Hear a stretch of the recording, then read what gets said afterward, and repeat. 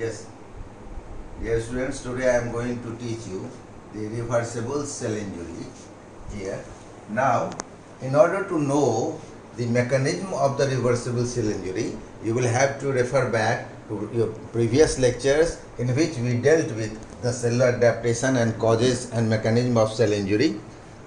Now, in that you have already learned that how a normal cell in homeostasis undergoes to the stressful stimuli, and then the cell undergoes cellular adaptation.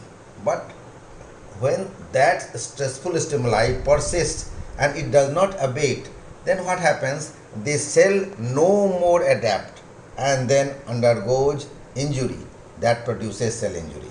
Another mode of production of cell injury, is that exposure to injurious stimuli.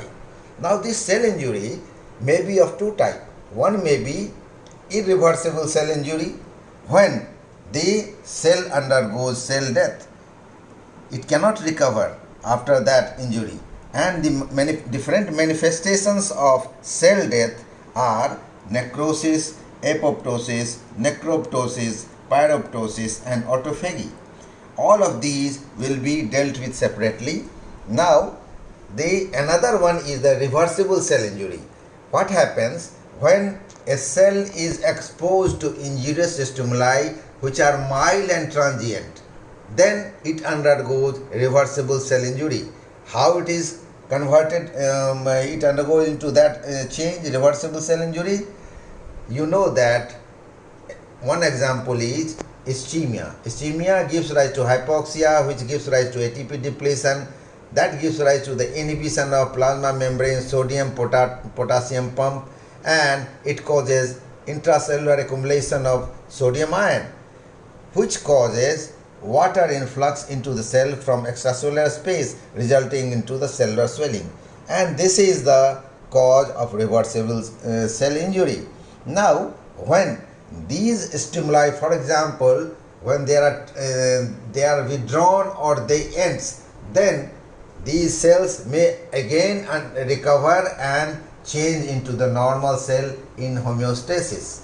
For example, as occurs in ischemic tissue, when they are reperfused, this reversal may occur. So this is the mechanism of reversible cell injury, about which you already know from your previous lectures. Now we shall deal with the different patterns of changes which are found in the reversible cell injury. First pattern is known as cellular swelling. Now this cellular swelling may be of two types. One is known as cloudy swelling, which is produced by the milder type of injury, and it shows granularity in the cytoplasm of the cell, and that granularity is due to endoplasmic reticulum swelling and or increased number and size of mitochondria and lysosomes. Now, more severe injury is known as hydropic or vacuolar change or degeneration. Now, in this what happens? The plasma membrane has undergoes certain change, and that is loss of microvilli and appearance of the blebs in the membrane.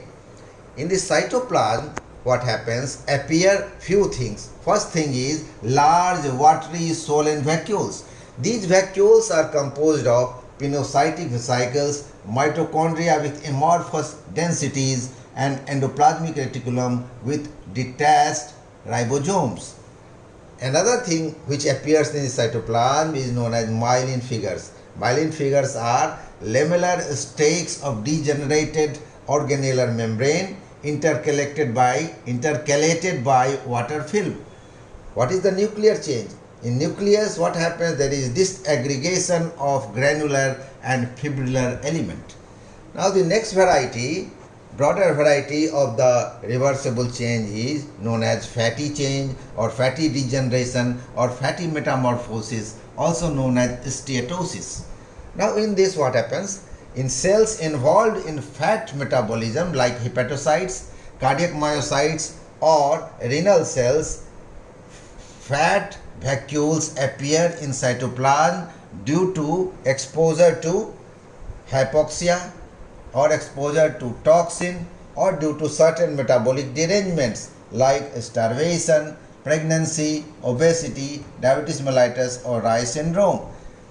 It may also occur due to exposure to tetracycline, exposure to estrogens, or exposure to adrenocortical steroids. Now, another variety is hyaline change or degeneration. Hyaline change or what does it mean? Hyaline is the homogeneous structureless glassy material which appears in the cell or in intercellular space, and it stains pink with hematoxylin and eosin stain under following conditions. What are the conditions in which the hyaline change can be seen? They are: number 1, alcoholic hyaline. It occurs in the alcoholic person, in which the cell inside the cell appear the degenerative cytokeratin in the hepatocytes. Next one is the amyloid. It is another type of abnormal hyaline. Third one is known as Russell bodies, which appears in the plasma cell containing immunoglobulin, and it occurs in the case of multiple myeloma. Fourth category is the aging collagen fibers, in which there is loss of cellular details. Fifth one is reabsorption droplets in small intestinal cells. And the last one is the hyaline deposition of plasma in arteriolar wall of kidney in long-standing cases of the hypertension and diabetes. So today this much is all I have to teach you, and in next lecture you will be taught the necrosis. Okay, thank you.